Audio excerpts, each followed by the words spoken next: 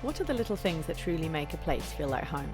For me, after 5 years in Singapore, it's the simple joy of bubble tea on a hot day, or the freedom of running and cycling along smooth park connectors.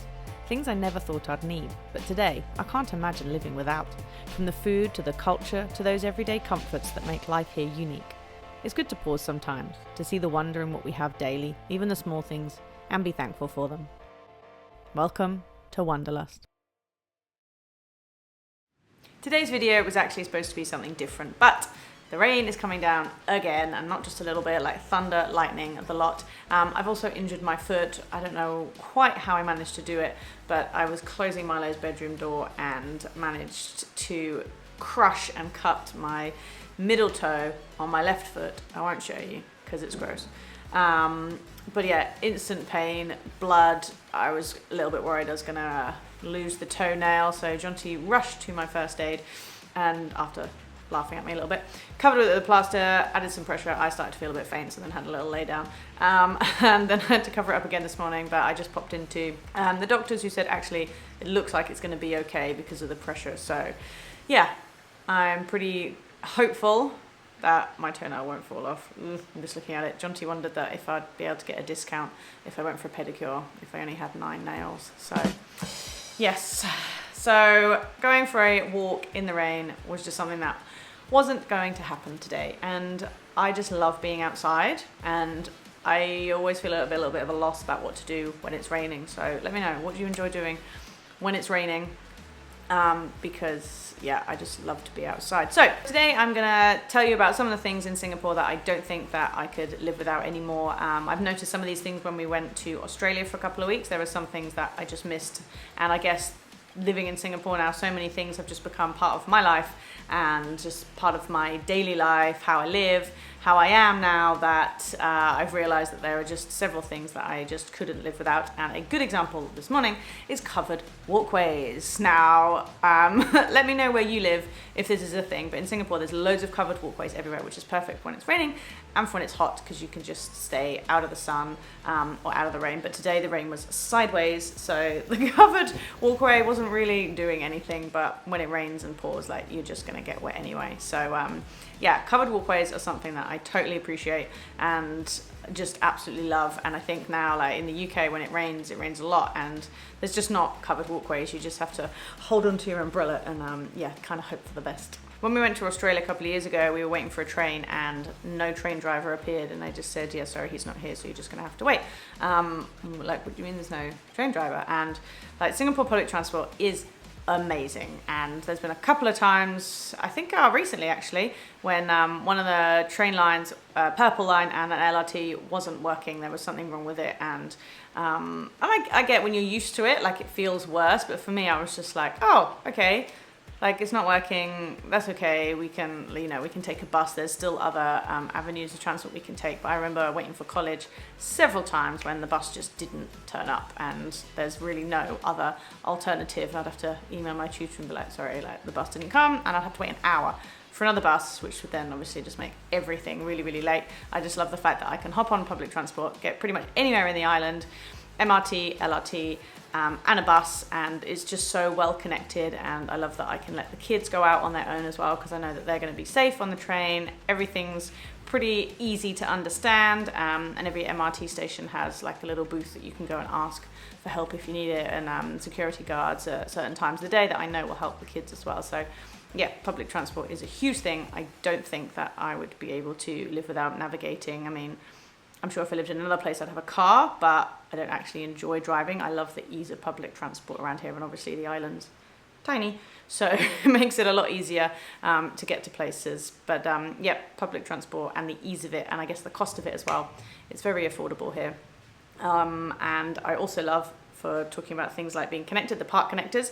If like I want to save a little bit of money, then I will just take Asma to school on public transport, and I'll run back, walk back, cycle back as well. So that kind of saves a little bit of money. Like, it all adds up, I get that. So yeah, if we can just like reduce outgoings that way, and then I get to use the park connectors, which are like these long stretches of just paths, pavements, usually really smooth, usually alongside like one of the drains, which sounds a bit weird, but actually like it's really nice because they're huge drains, and I saw some otters like diving in them the other day.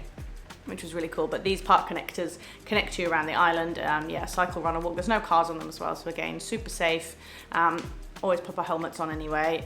Yeah, and you can use these to just get around the whole island, almost the whole island. Sometimes you have to kind of duck out and go on the pavements, but yeah, being able to get around the island is very well connected. And I think when I lived in Norfolk, like the distances between places is just so vast sometimes. And again, where I used to live, there was no public transport, but I did have a car. But I love now that I can just kind of walk, get on a train, read my book on the train, or let's be honest, flick through Instagram, and then I can kind of get to places quickly and easy, which is great. So with the ease of being able to get around the island, there's also the ease of being able to have things sent to you. So we've got Grab Food, Panda, and I think there's another one, I'm not sure, but yeah, Grab and Panda, or Amazon Food, you can have like shopping and stuff delivered, but because the island is a lot smaller, you can order any food from anywhere around the island. Obviously, the further you go away from your location, then the more you pay for delivery costs, but you could literally order anything you want most times of the day, and be able to have it delivered straight to your door, which I find super, super helpful. I'm laughing because Jonty said I said the word super way too many times last time, so I need a different word. It's super chill. This is super hot. It's super friendly. It's super chill. It's just super chill in here. So yeah, it's really convenient to be able to have things sent to me. I know that if I'm like finishing work or I'm getting back late and like Milo has to do something at a certain time, Jonty has to, then I can order food and it'll be ready at home when I get back, so that everybody can just eat and then head out to where they need to go. And also one of my favorite things is that there's less washing up if I don't have to cook at home as well. So yeah, I try and do a balance of cooking at home a few days a week. I always make our lunches and things for the week for the kids at school and for Jonty at work and me when I'm at home. I just tend to make us a salad kind of thing. And then, yeah, I will either use my slow cooker, which I love because again, minimal washing up, because I don't have time for all of that. Well, I do have time, but I would rather use that time spending it with the kids when they get home, because once they get home from school, it's actually quite a short window of time before they actually go to bed. Sorry, Debbie's sat behind me and she's kicking me. Yeah, so being able to order things and have it sent to you within a few hours, like some things you can order, like I'm talking about like not food items, and you can have it delivered to you quite quickly. But yeah, when you've got like a craving at night for something and you want it, you can, yeah, grab food. So I appreciate Grab drivers. If any of you or other food delivery services are available, then yes, I appreciate you guys, especially when it's raining like today. But yeah, 24-hour food is another thing. Like again, in Australia, when we were driving back, it was like 6 o'clock and I was like, oh, we'll just pull in and get something to eat. No, everything was shut apart from McDonald's, which the kids are very happy about.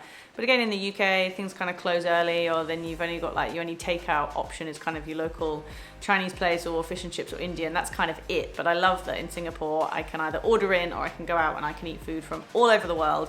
Lots of different price points as well. I can get chicken rice from our local Algang coffee shop for like, I think it's $4.50, which is incredible. Or, you know, I could go to a restaurant and pay like a lot more. There's some very expensive restaurants in Singapore, depending on what you want to pay for something to eat. But I could get food from literally all over the world, which yeah, has been great, just being able to try all of these different dishes anytime really. Yeah, so I think I would really miss the food choices being limited for sure. So there's a few things in Singapore that I just do naturally now. Like when you go for food example, you can choke the table, which means you put something on the table and you've kind of reserved it. So you go to a hawker center or a food court and you can put something like a tissue packet or an umbrella, or even like your work lanyard I've seen before, AirPods I've seen on the table, and then that means that your table is reserved for you. And I'm not talking about when you go to a restaurant and you make a reservation. This is like in an open space, you put something on the table, you can go and get your food and come back and you know that your seat is still there for you. Let me know where you live if there's something equivalent. I've got a feeling if I did this in the UK and I left a packet of tissues on the table, someone would be like, oh great, tissues, and then just take the table, because it's not a thing that we do in the UK. I'm trying to think of what the equivalent to like a food court in the UK would be, but I can't really think of anything either. So yeah, maybe I wouldn't have the need to do that in the UK, but the other thing with hawker centres is if I've got time and there's a long queue, then I'll just join that one. Like if there's a choice between like 2 different nasi lemak stores, for example, I'll just go to the one with the longer line, because you know people are going to vote with their feet for food and they're going to stand there and they're going to wait. So I will always go to the longer line if I'm not sure what I want to eat, and depending on how hungry I am. If I'm really hungry, then I'm sorry, I can't be bothered to wait. But if I'm feeling okay, then I'll join along the line because you know that the locals know that that place is a good one to go to. I love the culture and diversity here. I love that when it's Hari Raya or Lunar New Year, that the MRT and the supermarkets, they're all decorated for all of the different festivities and celebrations throughout the year of lots of different cultures and religions all kind of blending together. I really, really love that about Singapore, and I love that our kids have been able to grow up and kind of meet different people from different places all around the world. Like, we're Christians, so for us that's our belief, but I love that they can make friends with people with other beliefs and they can kind of learn more about the world with just the people that they spend time with, and I think that's a really beautiful thing here in Singapore. There's lots of stuff going on in the UK at the moment. I won't get into political things, and I know it happens worldwide, unfortunately, and I also know that Singapore's not perfect. That's not what I'm saying. I'm saying from my observations.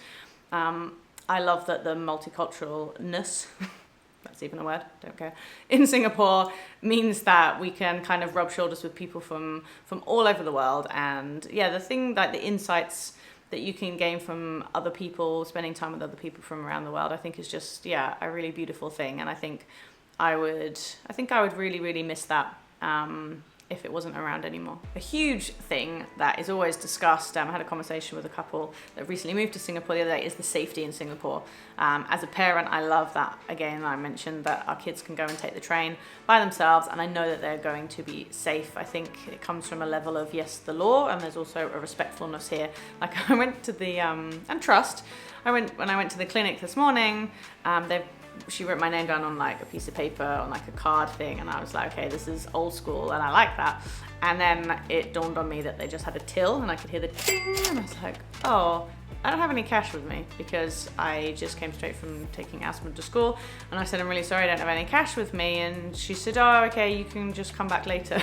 So I'm gonna pop back in a few hours later and then go and pay for my appointment. But very, very trustworthy in Singapore. I think people just have this respect for other people, other people's belongings as well. Like I said, with the chopping on the table, like, you know, that's not yours. You don't take it, and I'm not like naive, and I know it does happen. But the safety for me is a huge thing. Being able to go out at night by myself, if I'm going out with friends as well, like in the evening, like having to worry about my own safety, like isn't a thing. Which is really, really great. And like I said, yeah, as a family, knowing that our kids are growing up in a place that allows them to be safe, that allows them to have their independence, I think is just, yeah, you can't really put a price on that at all. As I said, when it's raining, I kind of struggle. I think, I don't know what to do. Like, what should I do now? Like, I want to go out. I spend a lot of time at home editing. As I said in my other video about now switching to being a full-time content creator, I love being outside. So when it gets to the weekend, I'm like, I want to go out, and then it's raining and I don't really know where to go. So yeah, let me know what you enjoy doing when it's raining. But the nature in Singapore is just beautiful. Like, just being able to walk through jungle. Like, I've never get tired of that, and seeing monkeys, even though they scare me a little bit. Scare me a lot, actually, because I usually carry snacks.